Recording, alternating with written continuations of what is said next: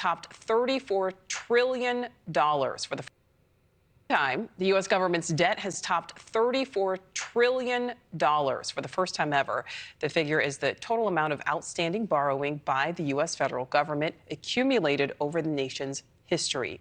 The U.S. has seen, of course, that rapid recent rise in interest rates, which made it much more expensive to tackle the debt.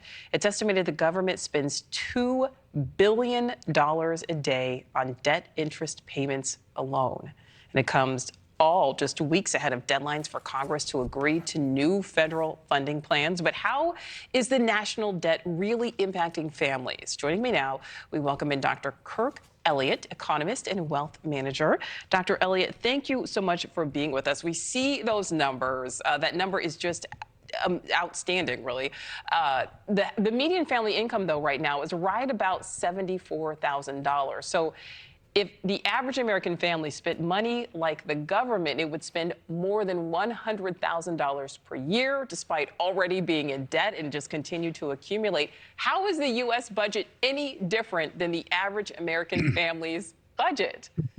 So it's not much different. See, if a husband and wife are sitting there arguing with each other at the dinner table, the wife is going to say, "Husband, you're spending like a drunken sailor. You got to knock it off. You're bankrupting our family," right? Well, same thing is happening for the United States. So if you look back, for example, 1776, we became a nation.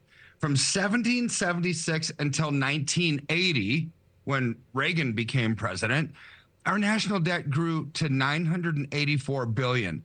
204 years, we went from zero to $1 billion. So we now have 34 trillion. So just in the last 15 years, though, 27 trillion of that 34 trillion was added. It's like, oh my word, this is insane. In 15 years, we added 27 trillion when it took us 204 years to not even get to $1 billion prior. See, we're spending like drunken sailors, but when you look at the budget, right, and it doesn't matter who the president is, right? You look back, this has been going on for decades. But the current 2024 budget is where the interest rates that we are seeing are going to impact American families dramatically. Because our interest-only payments on our debt of $34 trillion is now $800 billion a year. Oh. It's 35% of all federal tax revenues that we bring in as a country. You know what else is about $800 billion a year? The entire defense budget is equal to the interest-only payments on our debt. Wow. I mean, this becomes insane. But this is where it really becomes problematic because interest rates aren't done. Exactly.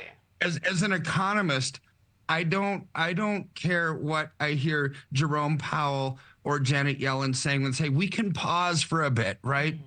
Well, we have a problem that just started 2 days ago. And that is the BRICS nations, when they met in Durban, South Africa on August 22nd through August 24th, Putin was spouting off. And he said, we're going to de-dollarize the world. This is irreversible and it's our objective. Why could he be so smug and arrogant about that? Because he knew January 1st, they added United Arab Emirates and Saudi Arabia in August, but then January 1st, they added Egypt, Ethiopia, Iran, Argentina. They have 6 of the 9 largest oil producers in the world now as BRICS members nations. And what does that do? The petrodollar is dead.